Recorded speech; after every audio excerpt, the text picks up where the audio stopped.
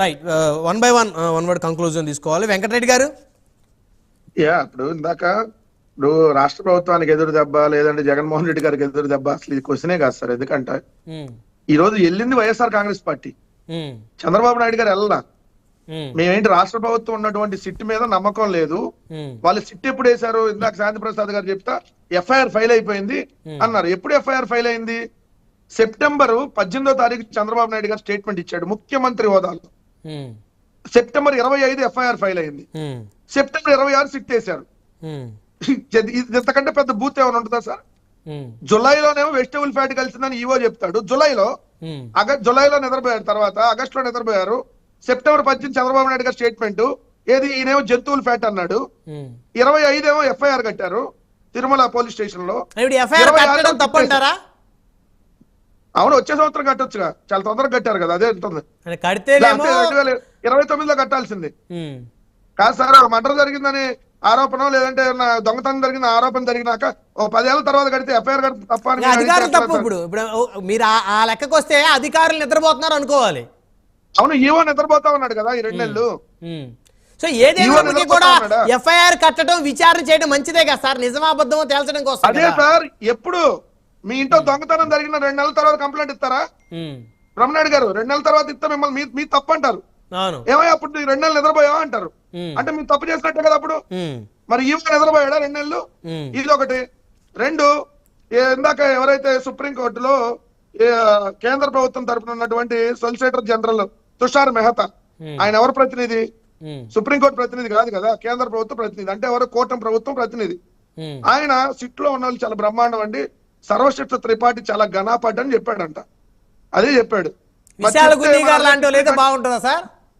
ఎవరు? విశాల గున్ని గారు లాంటి అధికారులు ఉంటే బాగుంటుందా? నేను ఒక మాట చెప్తాను సర్వశిష్ట త్రిపాఠి చాలా ఘనాపాటి. సుప్రీంకోర్టు ఆయన ఘనాపాటి అయితే ఆయన చాలా ఘనాపాటి కాబట్టి సుప్రీంకోర్టు అవును అసలు సర్వశిష్ట త్రిపాఠితో సిట్ వేస్తే మళ్ళీ మేము సిబిఐ లో ఇద్దరిని, ఆ ఫుడ్ కమిషన్ లో ఇంకొకరిని, సునీల్ కుమార్ ఉంటాడు. సుప్రీంకోర్టు రాష్ట్ర ప్రభుత్వానికి తప్పుడు ఆరోపణ చేసిన వాళ్ళని శిక్షించమని అడుగుతా ఉన్నాం మేము. ఎవరు తప్పుడు ఆరోపణలు చేస్తే నాశనం అవుతావు, అవతరాలు తప్పు చేస్తే అవతరాలు నాశనం అవుతారు. ఇది ఒక పాయింట్. రెండోది వచ్చేటప్పటికి ఇందాక ఆయన శాంతి ప్రసాద్ గారు ఒక్కటే మాట సార్, ఎందుకంటే సర్వశిష్ట త్రిపాఠి గురించి వచ్చింది కాబట్టి చెప్తున్నా.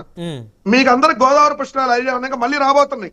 చంద్రబాబు నాయుడు గారు ఉన్నప్పుడు వచ్చినాయి గోదావరి పుష్కరాలు, 29 మంది అయిపోయారు. మళ్ళీ ఇప్పుడు రాబోతున్నాయి ఇంక 2 నెలల పుష్కరాలు.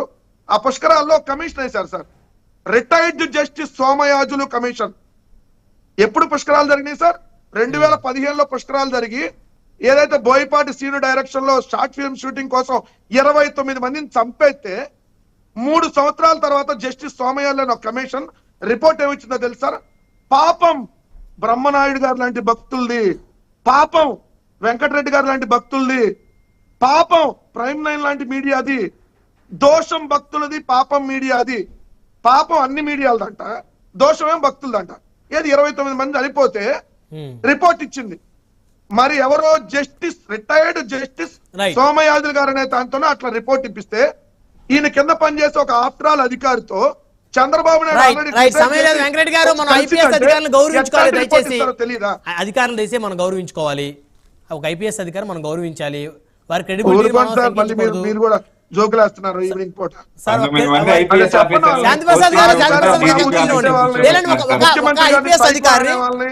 వాళ్ళకి చెప్పండి ఫస్ట్, వారి క్రెడిబిలిటీ మనం గౌరవించాలంటే అధికారుల క్రెడిబిలిటీని. ముఖ్యమంత్రి గారిని పట్టుకుని నేను ఏకవచనంలో మాట్లాడతాను. తనాతన పాయిజన్ స్టార్ కి చెప్పండి. ఒక ఎర్రి గొర్రె ఒకటి ఉంది, వాళ్ళు చెప్పే మాటలు మనం నమ్మాల్సిన పని లేదు. కానీ ఇప్పుడు పవన్ కళ్యాణ్, సునీల్ కుమార్, పిఎస్ఆర్ సీతారామాంజనేయులు, విశాల్ గున్ని, కాంతారాణ టాటా, ఇంకా కొంతమంది ఉన్నారు కింద స్థాయిలో ఎస్పీలుగా ఉన్నాడు. ఎస్పీ స్థాయికి వస్తే మా మచిలీపట్నంలో పనిచేసిన జాషువా, ఇటువంటి వాళ్ళు తెస్తే మనం వేసాం కదా సిట్ అంటే సిట్ స్టాండ్ అంటే. ఈ పచ్చకామల రోగం అంతా పచ్చ కనపడినట్టు మనం చేసాం కదా దరిద్రం. ఆ దరిద్రం మిగతా వాళ్ళు కూడా చేస్తారని వీడికి నమ్మకం. అవునవును ఎందుకంటే రామతీర్థంలో జరిగింది కదా, రామతీర్థంలో దేవుడు తలకాయ తీసేస్తే గోదావరి పుష్కరాల్లో 29 మంది వెంకరెడ్డి గారు దాని మీద మనం చర్చిద్దాం, అది ఇది కలపొద్దు దయచేసి. ఒక్క నిమిషం సార్, దయచేసి వినండి. అవి ఇవి కలపొద్దండి. మన అంశం ఏంటి? సుప్రీంకోర్టు ఇచ్చిన ఆర్డర్, ఇంత పెద్ద ఆర్డర్ కాపీ పట్టుకొని మనం డిస్కషన్ పెట్టాము. మళ్ళీ గోదావరి పుష్కరాలు దాని మీద కూర్చుందాం, ఒక చర్చ పెడదాం గోదావరి పుష్కరాల మీద. పాపం మీడియా ఏ చెప్పు తీసుకోవాలి, రిపోర్ట్ ఇచ్చిన వాళ్ళని, రిపోర్ట్ ఇచ్చిన ప్రభుత్వాన్ని పళ్ళు వెంకటరెడ్డి, జగన్ రెడ్డి 5 సంవత్సరాలు 5 సంవత్సరాలు చంద్రబాబు నాయుడు మీద మీరు ఏ గుడ్డి గుర్రాన్ని పళ్ళు చదువుతున్నారు? నిద్రపోతున్నారు. నువ్వు మాట్లాడా చచ్చావా? మాట్లాడా చచ్చావా? నీ జగన్ రెడ్డి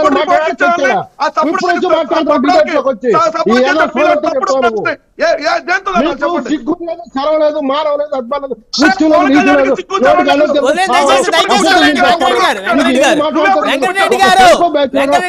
మాట్లాడేటప్పుడు మన స్థాయి దృష్టిలో పెట్టుకుని మాట్లాడాలా. ఒక ఉప ముఖ్యమంత్రిని మీరు తప్పండి. ముఖ్యమంత్రి గౌరవంగా మాట్లాడండి. ఉప ముఖ్యమంత్రి పట్టుకొని ఇప్పుడు శాంతి ప్రసాద్ గారు మిమ్మల్ని మీరు శాంతి ప్రసాద్ గారు ఆర్గ్యూ చేసుకున్నారు, ఇద్దరు చేసుకోండి. దాంట్లో మళ్ళీ ఉప ముఖ్యమంత్రి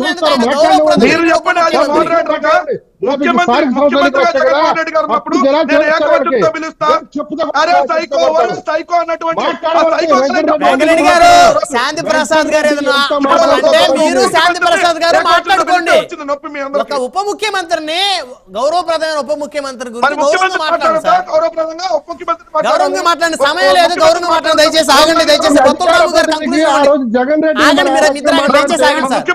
దయచేసి ఆగండి సార్. ఊరికే ప్రజలు ఎన్నుకున్నటువంటి గౌరవప్రదమైనటువంటి రాజ్యాంగబద్ధమైనటువంటి పదవుల్లో ఉన్నటువంటి ముఖ్యమంత్రి, ఉప ముఖ్యమంత్రి ఊరికే వారిని తిప్పుతా, వారిని శాపనార్థాలు పెడతా ఎంతకాలం తిడతారు సార్? ఎంతకాలం వదిలేసేయండి.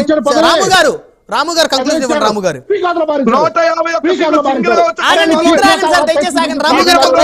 దానికి కూడా పనికి రావాలని ప్రతిపక్ష హోదా కూడా పీకాదులు మారి. దయచేసి ఆగండి, మీ ఇద్దరు ఆగాలి. దయచేసి మీ ఇద్దరు దయచేసి ఆగండి. రాము గారు కంక్లూజన్ ఇవ్వండి. రాము గారు రామాయణంలో పిడకల వేటలని బ్రహ్మనాయుడు గారు, వెంకటరెడ్డి గారు పుష్కరాల్లో ఆయన ఏదో స్వామియాజులు గారు, జస్టిస్ స్వామియాజులు గారు ఇచ్చినటువంటి తీర్పు మీద చాలా వ్యతిరేకమైనటువంటి భావాలు వ్యక్తం చేస్తున్నారు.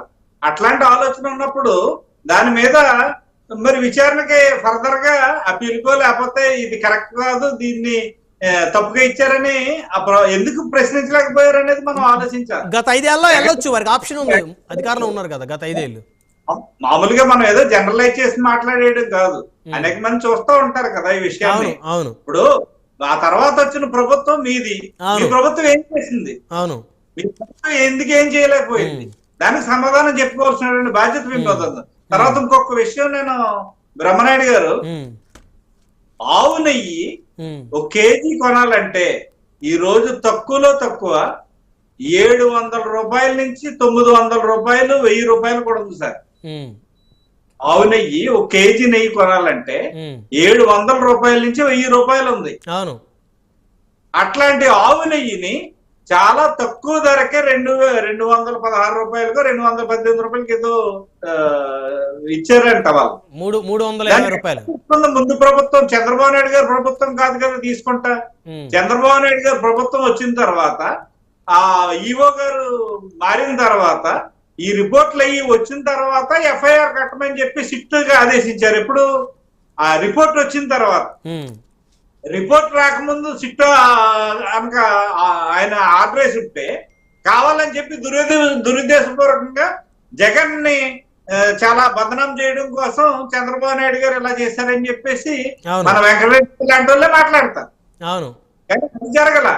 ఆయన ఖచ్చితంగా ఒక రిపోర్ట్ వచ్చిన తర్వాత ఆ రిపోర్ట్ ను బేస్ చేసుకుని మాట్లాడారు. ఆ రిపోర్ట్ ను బేస్ చేసుకుని ఒక ఫిర్యాదుని తీసుకెళ్లి దాని మీద సిట్ ని ఏర్పాటు చేయడం జరిగింది. దానికి చెడ్డ ఆపాదించడం అనేది దురుద్దేశపూరితమైనటువంటి ఆలోచన. 2 నెలలు లేట్ చేశారు, ఎందుకు చేశారు అనేది ఇప్పుడు వారు ప్రధానమైన ఆరోపణ. ఇన్నాళ్ళు మీకు తెలిసినప్పుడు వెంటనే ఎఫ్ఐఆర్ ఎందుకు వెంటనే చేయాలి కదా, 2 నెలలు ఎందుకు వెయిట్ చేశారని.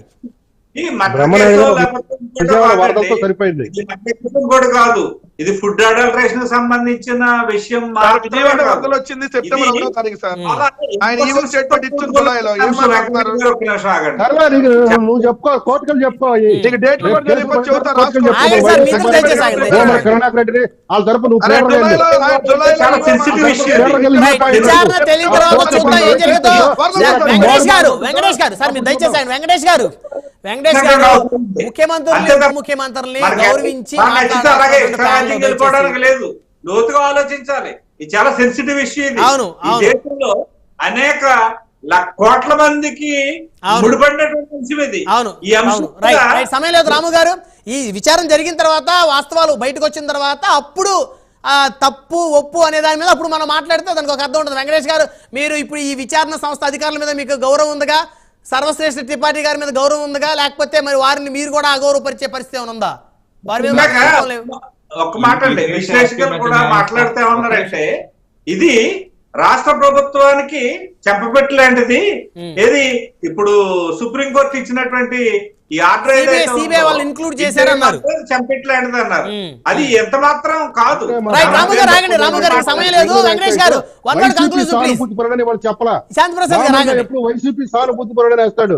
ఇవాళ ఈలా కావాలి, ఎందుకంటే ఆగండి సార్ దయచేసి. అధికారికంగా ఇవాళ ఈలా ఆగండి వెంకటేష్ గారు దయచేసి one word conclusion please.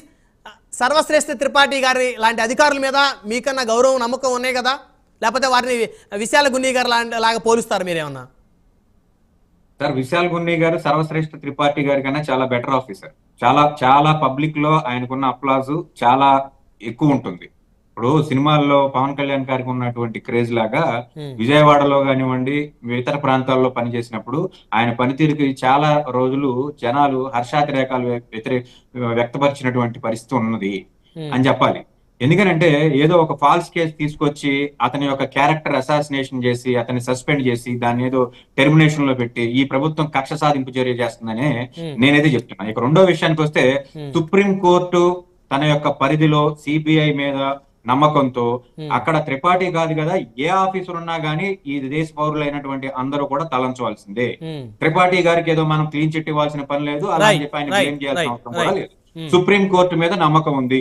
Supreme court under లో జరిగేటువంటి ఇన్వెస్టిగేషన్ మీద నమ్మకం ఉంది. స్వామివారి భక్తుడిగా ఖచ్చితంగా ఇన్వెస్టిగేషన్ జరగాల్సిందే. ఈ రాష్ట్ర ప్రభుత్వం చేసినటువంటి ఆరోపణలు నిజం కాకపోతే శిక్షించాలి. సమయం లేదండి, ధన్యవాదాలు. చర్చలో పాల్గొన్నందుకు బత్తుల రాము గారు, వెంకటరెడ్డి గారు, సెంగులూరు వెంకటేష్ గారు, సెంగులూరు శాంతి ప్రసాద్ గారు, అందరికీ పేరు ధన్యవాదాలు. మరి ఇది ఇవాళ ప్రైమ్ డిబేట్. చూస్తూనే ఉండండి, కీప్ వాచింగ్ ప్రైమ్ న్యూస్.